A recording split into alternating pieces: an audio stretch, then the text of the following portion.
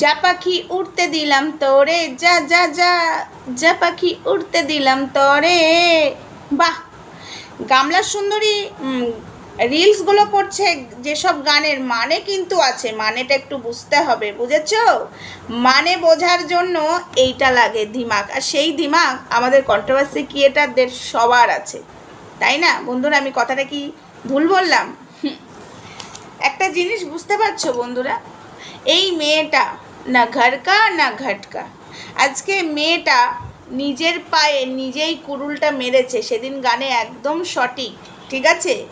কিন্তু আমি একটা কথা বুঝতে পারছি না, এই যে তোমাকে ফ্ল্যাট বলো, ভাড়া যেখানেই যাও বলো, তোমার মান সম্মান নষ্ট করে আসো, সেখানে তোমার মান সম্মানও থাকছে না, ঠিক আছে?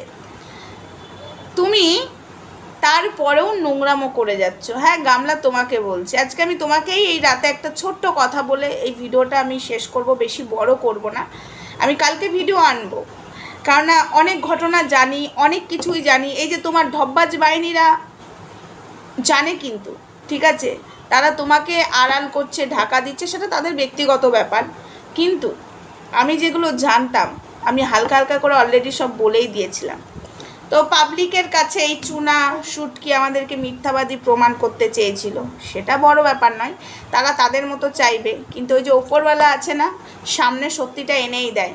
ধৈর্যের ফল মিঠা হয়, আর আমরা সবসময় ধৈর্য দিয়ে মন দিয়ে থাকি যে দেখাই যাক আমরা যেটা বলেছি সেটা সত্যি কি মিথ্যা। আমরা তো জানি, আমরা তো সত্যিটাই বলেছি, আর প্রমাণ তো ওই তরফ থেকেই হবে, সেটাই হয়ে এসছে। এই যে ফ্ল্যাটের কথাটা বলেছিলাম, ফ্ল্যাটে মালিক হামলা করেছিল, কেন করেছিল, হ্যাঁ ডিটেলস হয়তো তোমাদেরকে বলিনি, কাল থেকে শুরু করেছি বলা, সেটা তোমরা বুঝতেই পারছো। আরও অনেক কাহিনী আছে, রুকো রুকো যারা সবার করো, সব কিছু আসবে, আমরা তো জাস্ট বলবো, প্রমাণ তো ওদের তরফ থেকে আসবে। হাই ফ্রেন্ডস, সোমা ওয়ার্ল্ডে তোমাদেরকে অনেক অনেক স্বাগত, আর অনেক অনেক ভালোবাসা। চলে এসেছি আবারও আর একটা ভিডিও নিয়ে তোমাদের কাছে।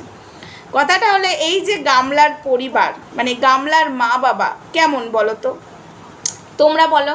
আজকে মেয়েটা নোংরামো করেছে সেটা আমি পরে আসছি, কিন্তু এই যে মা বাবা আজকে সন্দীপকে কলসি তুলে মারতে যাচ্ছে, তারপরে সন্দীপের ওপরে অনেক রকম কেস দিয়ে সন্দীপকে শেষ করতে চেয়েছিল, সন্দীপকে মাটিতে মিশাতে চেয়েছিল, সন্দীপকে একদম ফিনিশ করতে চেয়েছিল যাতে সন্দীপ উঠে না দাঁড়াতে পারে, লোক দিয়ে সন্দীপকে মারার চক্রান্ত করেছিল। কে করেছিল? শুধু কি এই ধব্বাজ বাহিনীরা? না না, এরা তো ভিডিও করেছে, এরা সবই জানে। কিন্তু এই যে গামলার বাবা মা এবং ওই সেবক দাদা মিলে শেষ করার একদম উঠে পড়ে লেগেছিল, তাই তো? আজকে সন্দীপকে যেভাবে উঠে পড়ে লেগেছিল, দেখো আজ ছেলেটা নিরীহ, ছেলেটা সৎ ছিল বলে আজকে কিন্তু তার গায়ে একটাও আঁচড় লাগেনি, সেটা আমরা সবাই দেখেছি। আজকে যার মেয়ের জন্য আজকে লাফালাফি করছিল মেয়ের বাবা মারা, আজকে মেয়েটার কি অবস্থা হয়েছে? কুত্তার মতো অবস্থা হয়েছে। যদি সন্দীপের পেছনে না লেগে মেয়েকে যদি একটু ভালো শিক্ষা, মেয়েকে যদি একটু ভালো বোঝাতো সন্দীপের কাছ থেকে আসার পরে, আজকে মনে হয় এই গামলার এরকম দুর্দশা হতো না। সত্যি কথা বলছি, সেবক এই ধব্বাজ বাহিনীরা এরা সুযোগ পেয়েছে এদের পরিবারের জন্য, এদের দোষটা নেই, এরা সুযোগ পেয়েছে তাই নোংরামোটা করছে, এটা কিন্তু সত্যি কথা। কিন্তু সুযোগটা কে দিয়েছে? কই সন্দীপের ক্ষেত্রে তো কেউ সুযোগটা ওদের পরিবার দেয়নি, কই করতে তো পারলো না। কিন্তু আজকে গামলার পরিবার এই সুযোগটা দিয়েছে। আজকে নিজের মেয়ের অবস্থাটা, বন্ধুরা তোমরা এটা বোঝার চেষ্টা করো, আজকে নিজের মেয়ের অবস্থাটা কিন্তু এরাই করেছে। আজকে মেয়ে নোংরামো করে গেছে, বাড়ি থেকে প্রশ্রয় দিয়েছে, আর মেয়ের কাছ থেকে টাকা পয়সা নিয়ে গেছে। মেয়েকে কিন্তু ফ্রিতে খেতে দেয়নি, মেয়েকে ফ্রিতে থাকতেও দেয়নি, ঠিক আছে? মেয়ের নোংরামোকে সাই দিয়ে গেছে, মেয়ের কাছ থেকে টাকা পয়সা নিয়ে গেছে, মেয়ের ভবিষ্যতের কথা ভাবেনি। আজকে মেয়েটার কি অবস্থা, আজকে তোমরা বুঝতে পারছো না মেয়েটার যে অবস্থা হয়েছে, এবং যে ঝড়টা আসতে চলেছে সেটা আমরা জানি, কি ঝড় আসতে চলেছে আমরা জানি, পুরো একদম এখানে বলে দিতে পারি, ঠিক আছে? কিন্তু তোমরা আগে ঝড়টার জন্য অপেক্ষা করো, দেখো কি ঝড় আসতে চলেছে, ঠিক আছে? তারপরে তো আমরা আছি। আজকে এই মেয়েটার মা বাবা অতীব অসভ্য, অতীব নোংরা, মানে গামলার মা বাবা অতীব নোংরা, তবেই কিন্তু গামলা এত বড় সাহস পেয়েছে। আজকে ফোগলা, অবশ্যই ফোগলা নোংরা, ফোগলার মা বাবা ভালো না, বংশ পরিচয় ভালো না বলেই কিন্তু নোংরামোটা করেছে, কিন্তু সুযোগটা কে দিয়েছে? গামলা দিয়েছে। এবং এটা জানার পরে গামলার মা বাবা কেন মেনে নিল? কেন মেয়েকে এক থাপ্পড় মারেনি? বড় হয়েছে তো কি হয়েছে? সন্দীপকে যদি মারতে যেতে পারে পরের ছেলেকে, আর নিজের মেয়েকে এক থাপ্পড় মেরে ঠিক জায়গায় আনতে পারতো না? পারতো। আজকে মেয়েটার অবস্থা কি হয়েছে জানো? বেশ্যাপট্টির মেয়েদের থেকেও খারাপ অবস্থা হয়েছে। তাদের তো একটা বাসস্থান থাকে, লাইসেন্স আছে, আর এর লাইসেন্স না থেকে এর অবস্থাটা প্রচণ্ড খারাপ। তার জন্য একদম পুরোপুরি ওর মা বাবা দায়ী। কিন্তু আজকে একটা কথা বলতে ইচ্ছা করছে জানো বন্ধুরা, দেখ কেমন লাগে। সন্দীপের ক্ষতি করতে চেয়েছিলিস না একটা নিরীহ ছেলের?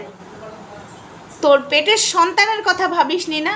আজকে এটা বলতে ইচ্ছা করছে, দেখ কেমন লাগে। আমি একটা মেয়ে হয়ে বলছি, এটা বলা উচিত নয়, একটা মেয়ের এই অবস্থা দুর্দশা, কিন্তু এটা তো সে নিজে করেছে, অন্য কেউ তো করে দেয়নি। আর হ্যাঁ, বাড়ির লোক প্রশ্রয় দিয়েছে, সেটাও ঠিক কথা। আজকে সত্যি বলছি, দেখ কেমন লাগে। সন্দীপ নোংরা, সন্দীপ মদ খেয়ে মারধর করতো, সেটার বিষয় নিয়ে কালকে আসব। আজকে এটুকুই থাক। ফোগলা তোর সাথে কি কি করেছে এভরিডে সব জানি। হ্যাঁ রে, সবটা বলবো, ঠিক আছে? তখন তার বিরুদ্ধে কোনো কেস হলো না, তাকে তোর বাবা মারতে গেল না। কেন রে, কেন? পিড়িতে মজিয়া মন কি বাহারি কি বারো। বাচ্চার চোখের জল এইভাবে অভিশাপ হবে গামলা আমি ভাবতে পারিনি। আর তোর মা বাবা তোর বাচ্চাটাকে কোনো দিনই ভালোবাসেনি, সেটা তুই নিজেও বলেছিস। বাকিটা তো পরে হবে, আস্তে আস্তে এবার সবটা আসবে সামনে। কিন্তু যেই ঝড় আসতে চলেছে না, সেই ঝড়ে আমি জানি না তুই কি করবি। সত্যি বলছি, আমি একটা মেয়ে হয়ে বলছি গামলা, ছি ছি। আর আপনাদেরকে বলছি, গামলার পরিবারকে ছি, ধিক্কার জানাই এমন পরিবারকে। সন্দীপকে শেষ করার চক্রান্তে হাজারো কেস দিয়ে গেছিলেন না?